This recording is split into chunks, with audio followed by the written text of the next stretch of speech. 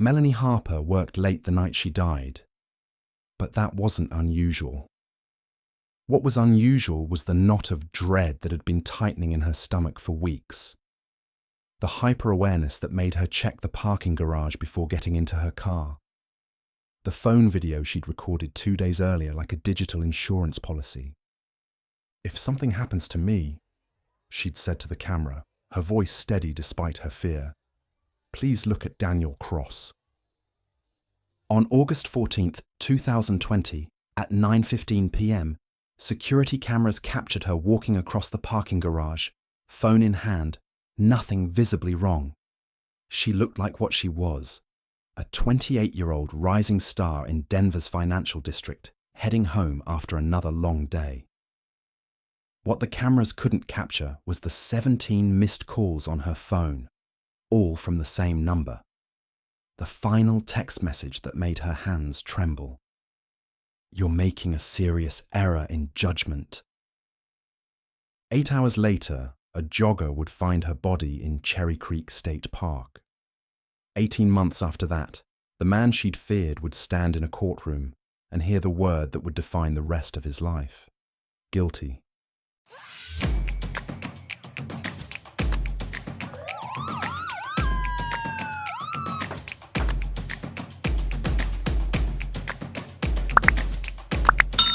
Will the defendant please rise?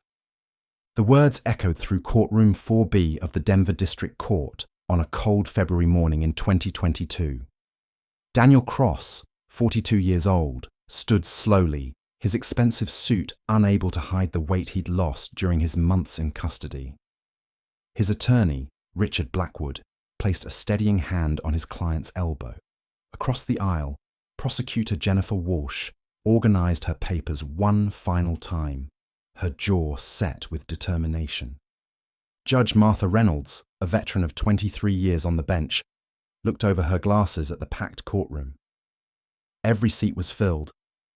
Journalists, family members of the victim, curious citizens who had followed the sensational case for months. In the back row sat Detective James Porter, the man who had spent 18 months building the case that brought them all here today. "Mr. Foreman, has the jury reached a verdict?" Judge Reynolds asked. The foreman, a retired accountant named Harold Stevens, cleared his throat. "We have, Your Honor." "The defendant will please face the jury. Mr. Foreman, on the charge of murder in the first degree, how do you find?" The silence in the courtroom was absolute. Harold Stevens unfolded the paper in his hands, his fingers trembling slightly. He looked directly at Daniel Cross, then read, "We, the jury, find the defendant, Daniel Cross, guilty of murder in the first degree."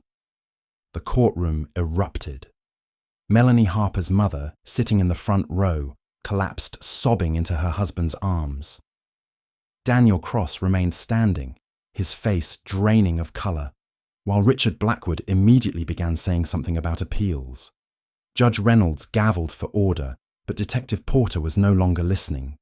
He was thinking back to where it all began, that morning in August 2020, when a jogger discovered something horrible in Cherry Creek State Park. The jogger's name was Brian Kelly, a 35-year-old software engineer who ran the same 6-mile loop through the park every morning before work. On August 15th, 2020, at 6:47 a.m., his routine was shattered when he spotted what he initially thought was a mannequin partially concealed in the brush, about 30 feet off the main trail. The morning light filtering through the trees revealed the truth. It was a woman's body.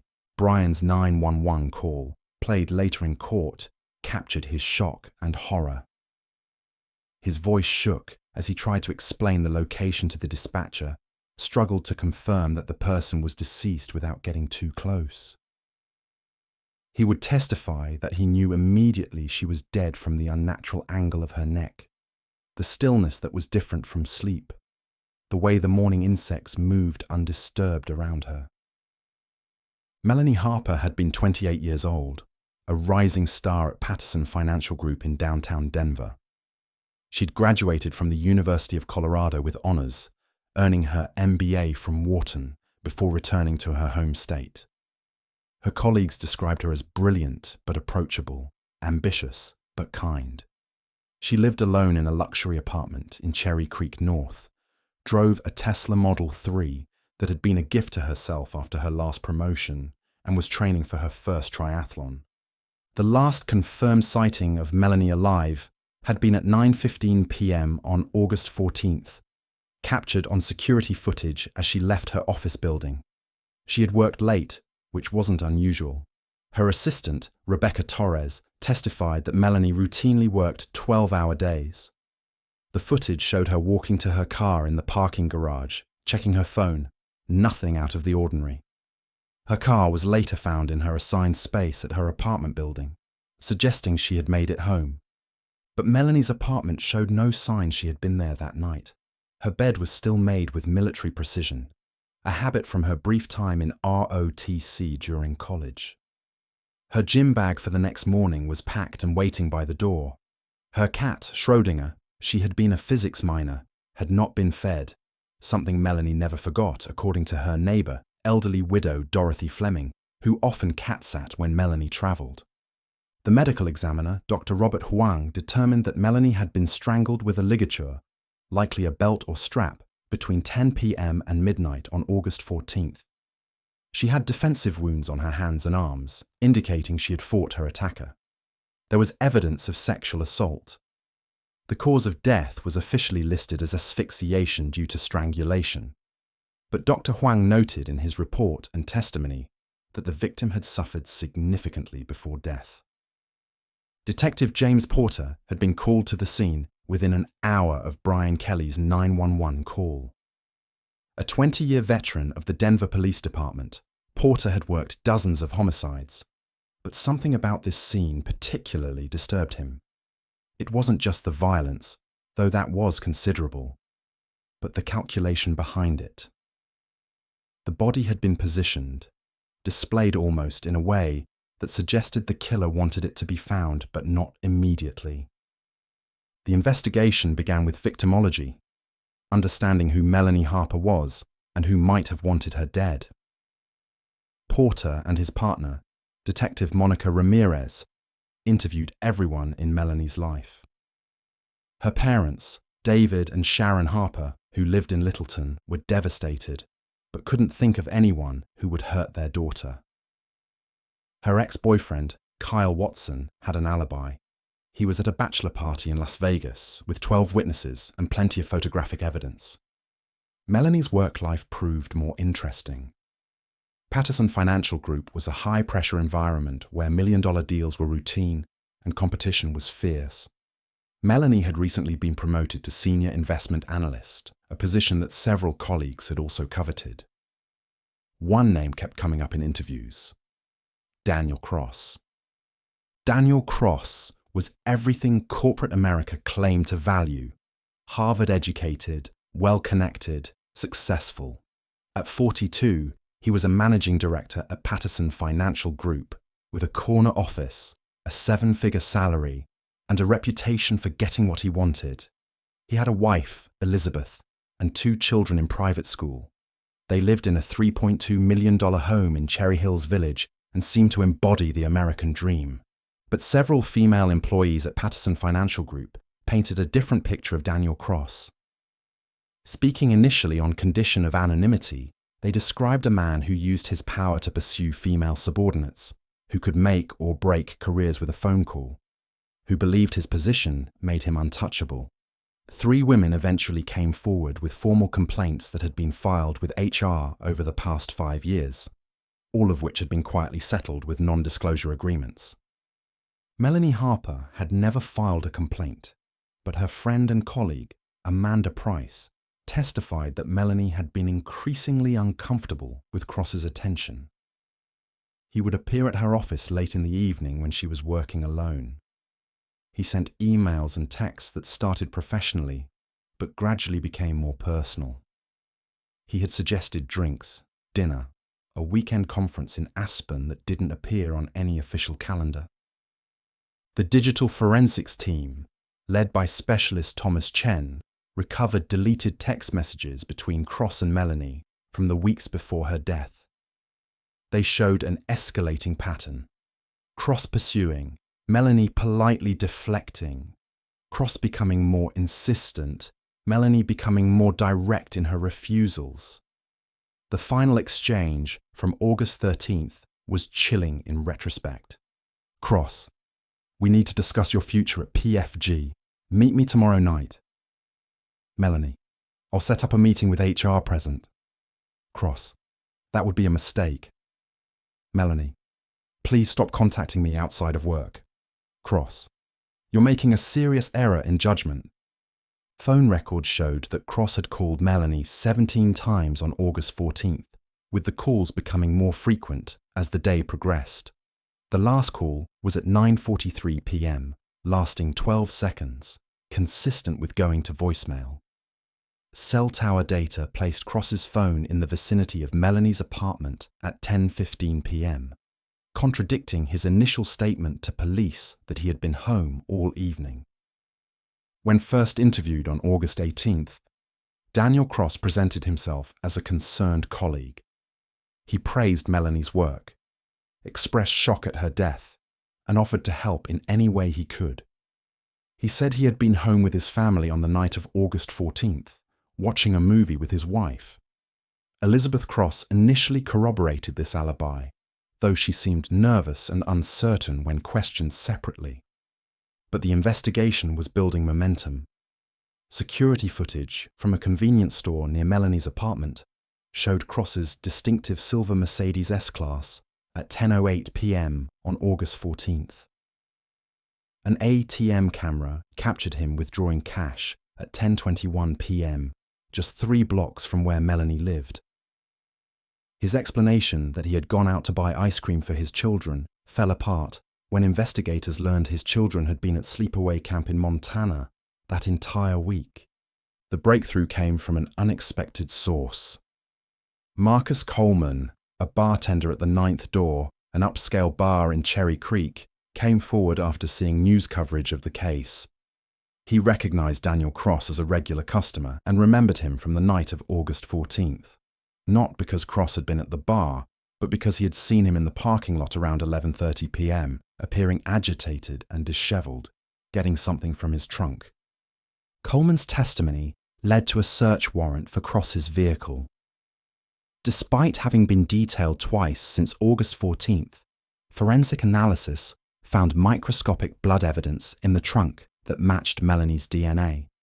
A single hair, caught in the spare tire well, also belonged to the victim.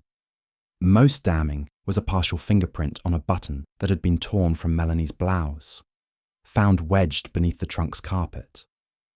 Daniel Cross was arrested on September 3rd, 2020, at his office at Patterson Financial Group. The arrest, captured by news cameras that had been tipped off, showed Cross being led out in handcuffs, his expression alternating between indignation and fear.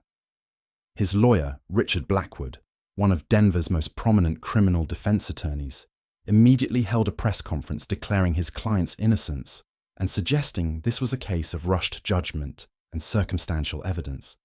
The case took a dramatic turn when Elizabeth Cross filed for divorce and agreed to cooperate with prosecutors. Her revised testimony revealed that Daniel had not been home on August 14th. He had left around 9:30 p.m., saying he needed to handle something at the office. When he returned after midnight, his shirt was different, and he immediately put his clothes in the washing machine. Unusual for a man who hadn't done laundry once in their 18-year marriage. She had found his original shirt in the outdoor garbage can the next day, with what looked like blood on the collar. Elizabeth's testimony went beyond just that night. She painted a picture of a man with a history of obsession and violence toward women who rejected him. She described finding evidence of affairs, stalking behavior, and even a previous incident in 2015 when a young analyst at his previous firm had died in what was ruled a suicide, though questions had been raised at the time. She had stayed silent out of fear, financial dependence, and concern for their children, but Melanie's death had broken something in her.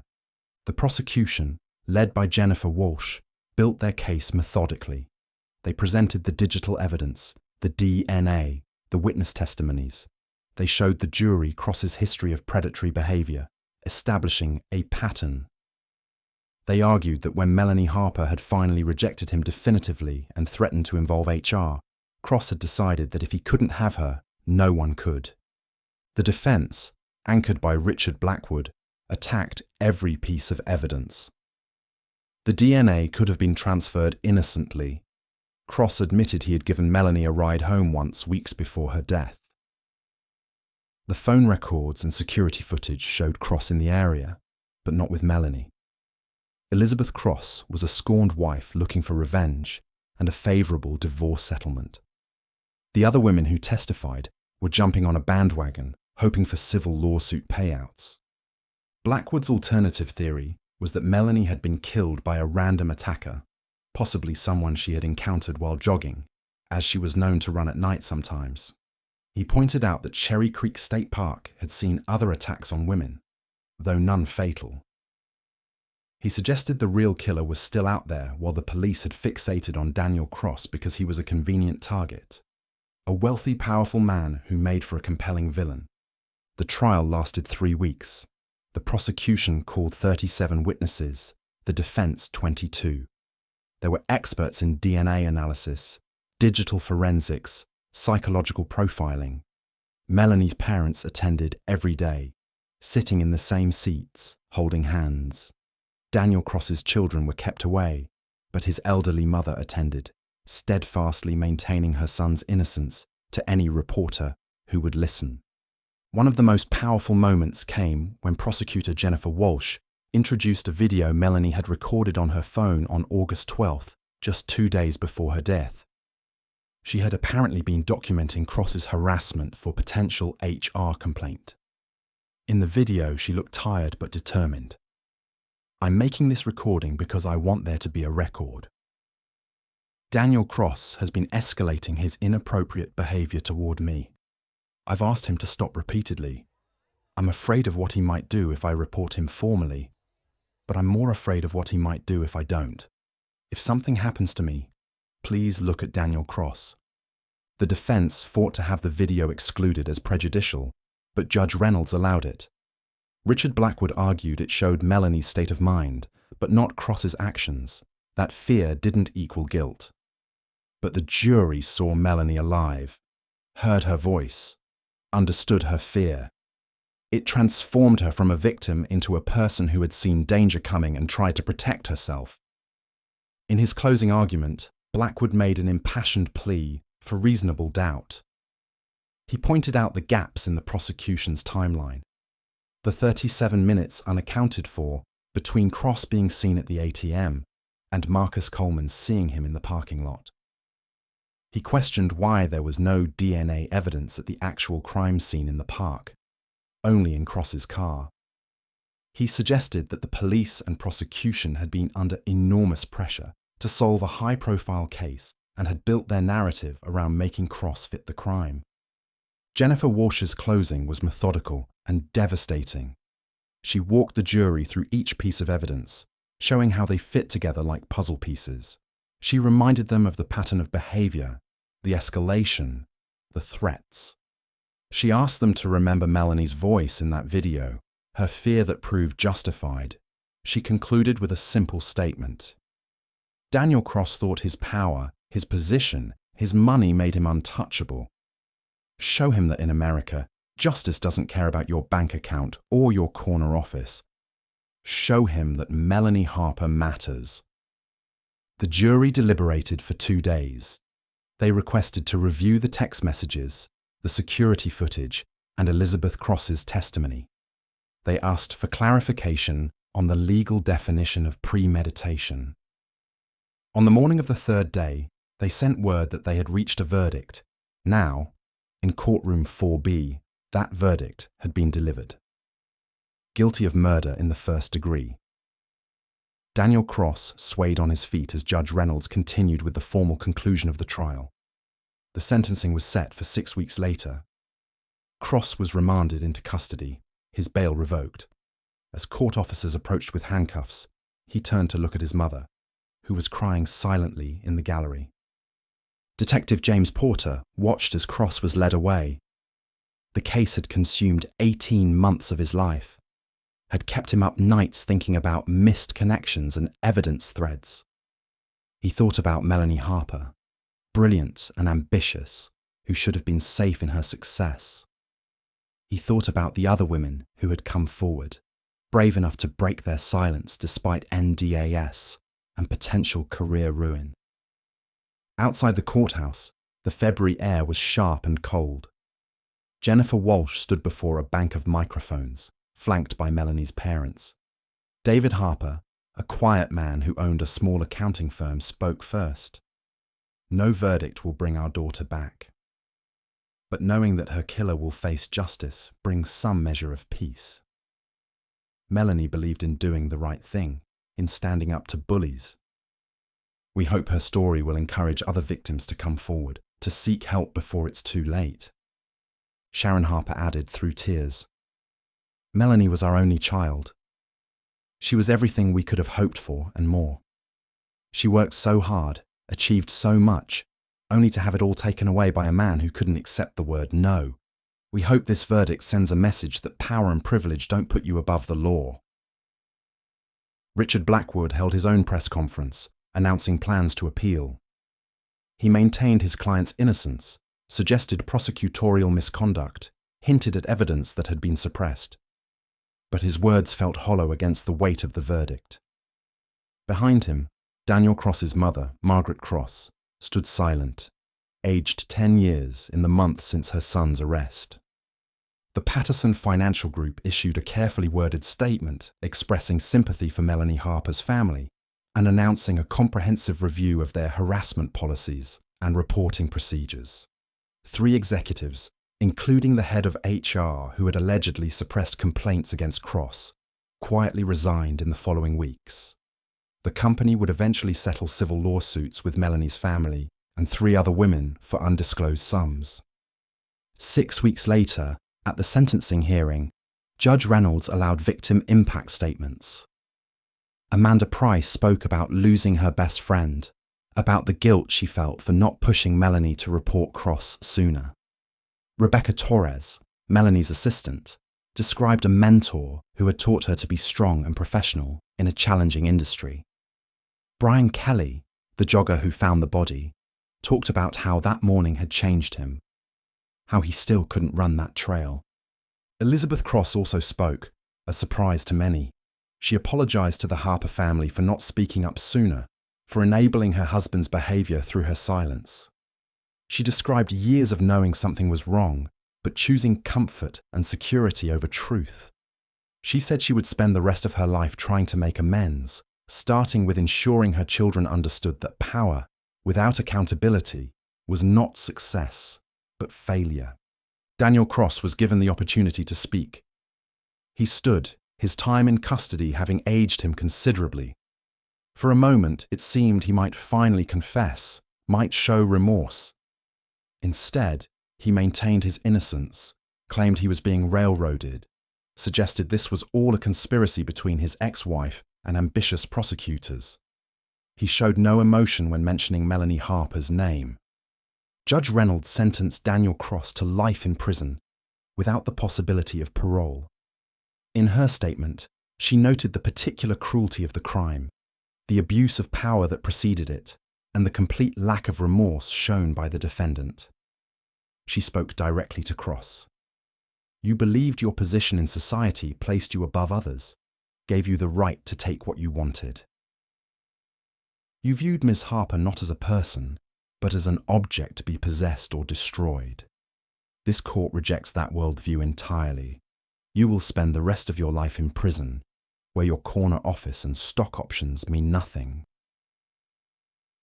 As Cross was led away, he looked back once at the courtroom. His eyes met Detective Porter's, and for just a moment, the mask slipped. Porter saw not the powerful executive or the indignant defendant, but something else. A predator who had finally been caged. Then the moment passed, and Cross was gone, beginning his journey to the Colorado State Penitentiary. The case's impact rippled outward far beyond the courtroom. The Colorado legislature passed Melanie's law, strengthening workplace harassment protections and making it illegal for companies to use NDAs to hide criminal behavior. The law school at the University of Colorado established the Melanie Harper Memorial Scholarship for women pursuing careers in finance or law. Detective James Porter returned to his work, but the case stayed with him. He kept a photo of Melanie Harper in his desk drawer. Not a crime scene photo, but one her parents had given him, showing her at her MBA graduation, smiling and full of promise.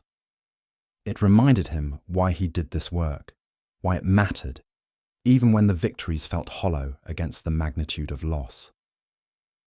Monica Ramirez, Porter's partner, was promoted to lieutenant, becoming one of the few Latina women in department leadership. She implemented new training protocols for handling workplace violence cases, recognizing that threats in corporate boardrooms could be just as deadly as those on street corners. Amanda Price left Patterson Financial Group, unable to walk the halls where Melanie had worked. She started her own financial consulting firm with policies that prioritized employee safety and transparent reporting. She named it MH Financial, though she never explained the initials to clients. Every August 14th, she closes the office and volunteers at a domestic violence shelter, honoring her friend's memory through action. The Cherry Creek State Park Trail, where Melanie's body was found, was unofficially renamed by regular joggers as Melanie's Path. A small plaque appeared one day, unauthorized but never removed, reading, "In memory of Melanie Harper, who deserved to finish her run." 2 years after the verdict, Elizabeth Cross published a memoir titled Complicit, A Wife's Reckoning. It became a bestseller, with proceeds going to victims' advocacy groups.